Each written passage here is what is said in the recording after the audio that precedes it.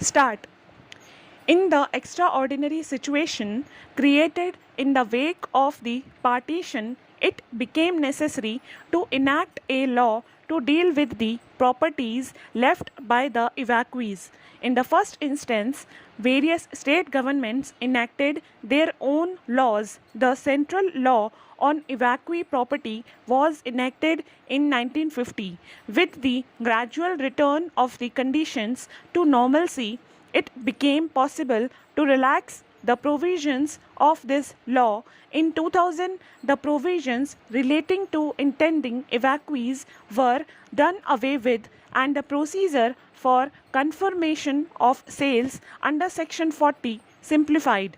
A year later, in May 2004, the next step towards further relaxation was taken, and the necessary amending legislation passed in October 2004.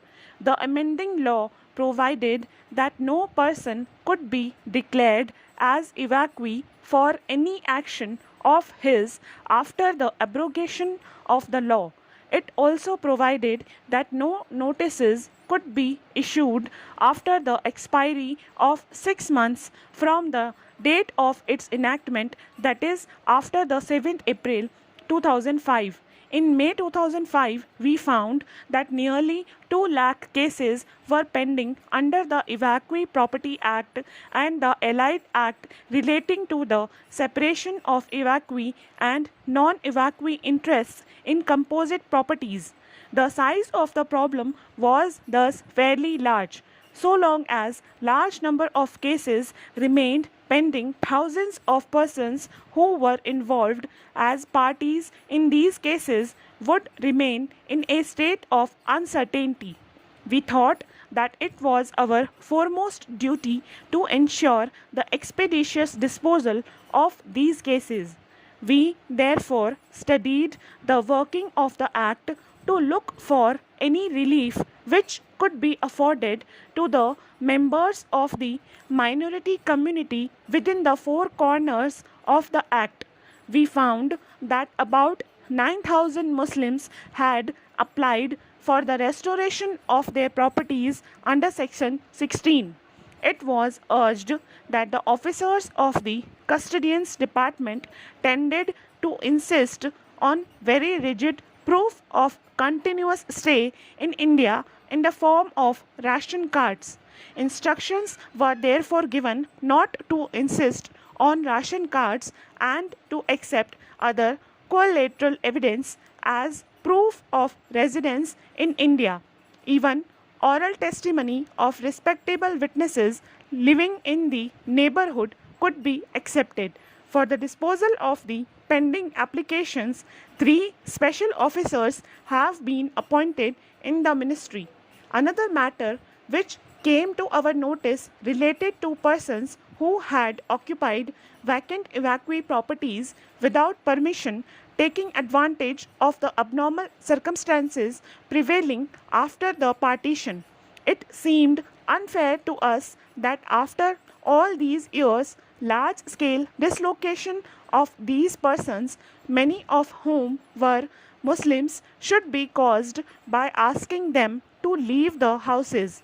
We therefore decided that occupation by those persons who had occupied the premises on or before the 31st December 2000 may be regularized provided that the arrears of rent were paid. To help those who were unable to pay the arrears of rent, the facility of payment in 12 installments was given. In regard to the large number of judicial proceedings pending in the custodian's department, I wrote personally to every custodian expressing my deep anxiety in the matter and the need for speedy disposal. I also pointed out to them the desirability of taking a broad view of evacuee property cases and not to be guided by narrow or legalistic considerations. As a result of the persistent efforts in this direction, the number of cases has been brought down to less than half. Not content with the above measures, a thorough review of the provisions of the evacuee property law was carried out with a view to finding out whether any of the provisions could be amended with a view to simplifying the procedure. The present bill, which has been passed by the Lok Sabha, is the outcome of this examination. I would like to mention some of its important features.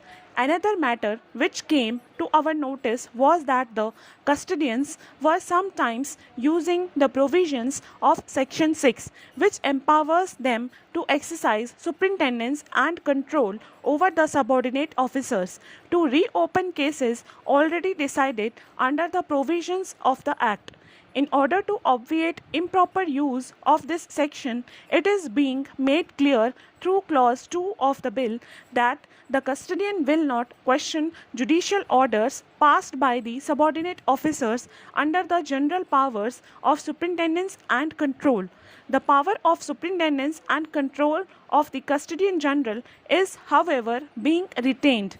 In cases of glaring injustice, the custodian general would be able to rectify matters by passing orders under the provisions of Section 27, which give him the power to call for the record of any proceedings for the purpose of satisfying himself as to the legality or propriety of any order and to pass a suitable order on it.